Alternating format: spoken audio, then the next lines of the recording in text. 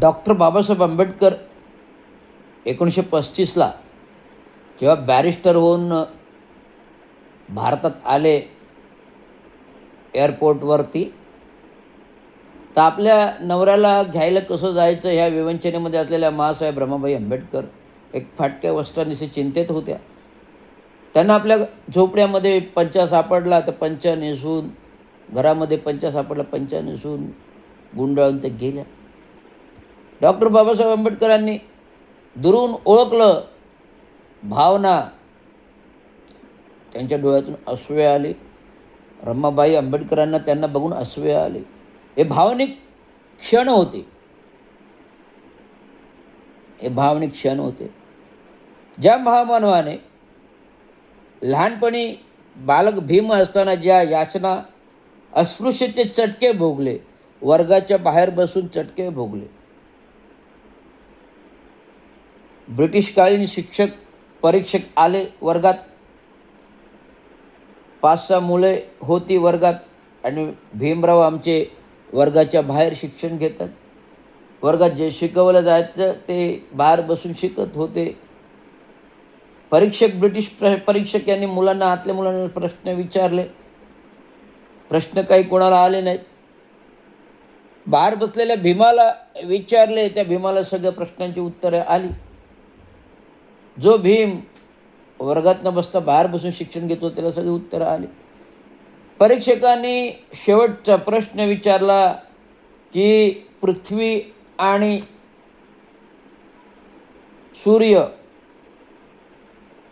सूर्य आणि पृथ्वी याच्यातलं अंतर किती आहे?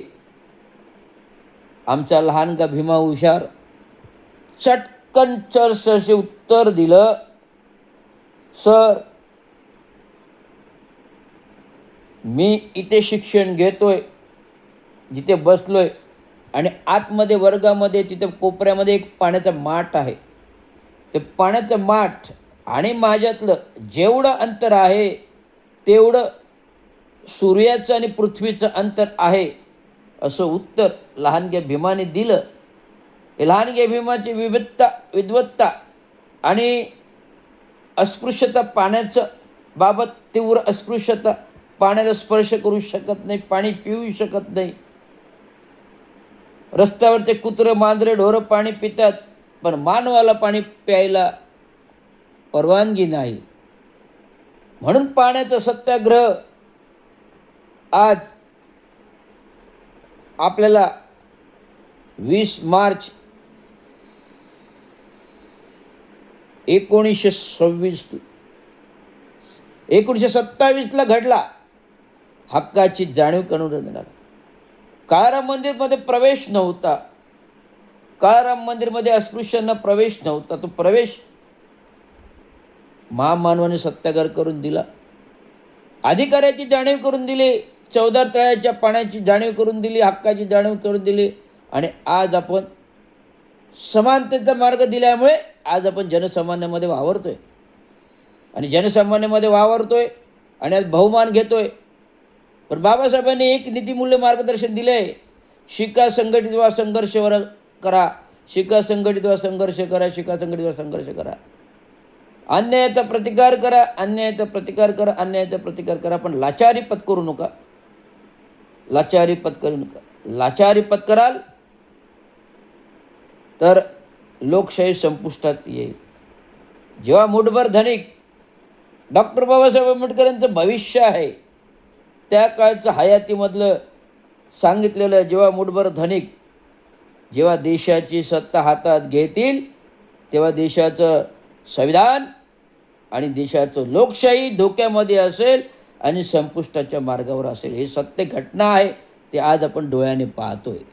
आणि आज आपण, आपल्याकडे एवढी प्रगल्भता आलेली आहे, ज्या महामानवामुळे आपल्याकडे समाजामध्ये एवढी प्रगल्भता आलेली आहे की आपला प्रत्येक युवक, तरुण शिकून सवरून मोठा होतो, उच्चभ्रू नोकऱ्या घेतोय. मग सरकारी खाता, IPS IAS असो, पायलट असो, इंजिनियर असो, डॉक्टर असो, वैज्ञानिक असो, नौसेना, स्थलसेना, वायुसेना, महार बटालियन, या सगळ्या स्तरावर आपला समाज प्रगत आहे. आणि प्रगत होत असताना या सत्तेच्या खुर्चीमध्ये पण बसायचा अधिकार आहे. परंतु अधिकार असा नाही, जनमतातून निवडून येऊन, लोकांमधून निवडून येऊन आहे. कोणाची लाचारी पत्करून नाही. एक खासदारकी द्या, एक मंत्रिमंडळ द्या, 2 आमदारकी द्या, एक महापौरपद द्या, उपमहापौरपद द्या, असं त्यांनी सांगितलं नाही. तर ठणकावून सांगितलं लढा, ठणकावून सांगितलं लढा, ठणकावून सांगितलं लढा. हारला तरी चालेल पण लढा. तेच मार्गदर्शक तत्त्व घेऊन आज रवींद्र शिंदे तुमच्यासमोर आहे. विधानसभेला उभा राहिलो, 147 विधानसभा क्षेत्र मुख्यमंत्र्यांच्या विरोधात. निवडणुकीला उभा राहिलो महानगरपालिकेच्या प्रभाग क्रमांक 15. लाचार नाही झालो, पैसे नाही वाटले, प्रामाणिकपणे मताद्वारे निवडून येण्याचा प्रयत्न केला. PTIचा रिपोर्ट होता, घराघरातून प्रचार केला. PTIचा रिपोर्ट होता, खटारा निशाने निवडून येतोय. परंतु आम्ही या संविधान आणि घटनेद्वारे लोकशाहीची राजवटी निवडणुका भ्रष्टाचारी केल्यात आणि पैसा वाटून आज आपण निवडून येतोय. एक नगरसेवक म्हणतो 2 करोड रुपये कमीत कमीत खर्च लागते, म्हणजे 4 नगरसेवक 10 करोड रुपये आणि नेते 3-3, 4-4, 5-5 करोड रुपये घेतात. तिकडे द्यायचे पण, सेटिंग करायचे पण. मग लोकशाही राहिली आहे का? नाही ना, विलोप पावलेली आहे. आज संविधान, घटना, लोकशाहीची तुम्हा आम्हाला किंमत नाही राहिली आहे. आणि नेते सर्रास स्टेजवर जाऊन भाषणं देतात. बाबासाहेब आंबेडकरांची पुण्याई म्हणून मला राज्यसभा लाभली. अरे लाचारी पत्करली ते सांग ना. राज्यसभा नाही लाभली, लाचारी पत्करली ते सांग ना.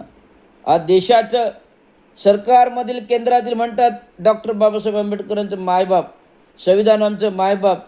राज्यातील सरकारमधील मुख्यमंत्र्यात निवडणुकात छत्रपती शिवाजी आमचे मायबाप, डॉक्टर बाबासाहेब आंबेडकर मायबाप, संविधान आमचे निवडून